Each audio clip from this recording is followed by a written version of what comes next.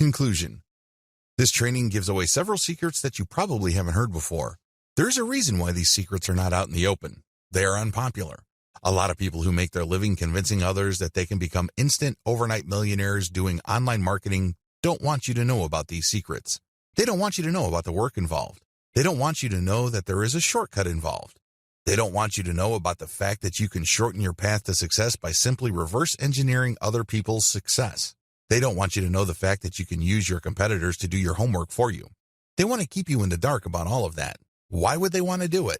Well, they want to believe that if you create hot content, people will magically appear in your website. In other words, they want you to keep coming back to them for guidance. They don't really want to give you the raw framework you need so you can get started. Now, please understand that I am giving you the raw framework. You still need to constantly experiment, tweak, and modify whatever it is you are doing to fit your circumstances.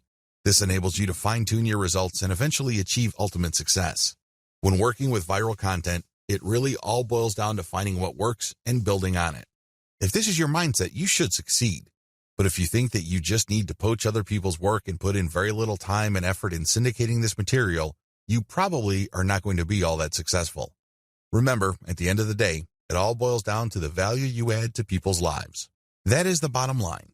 If you execute all the tips and tricks that I've included in this training with value in mind, you should end up doing pretty well. I wish you nothing but the greatest success.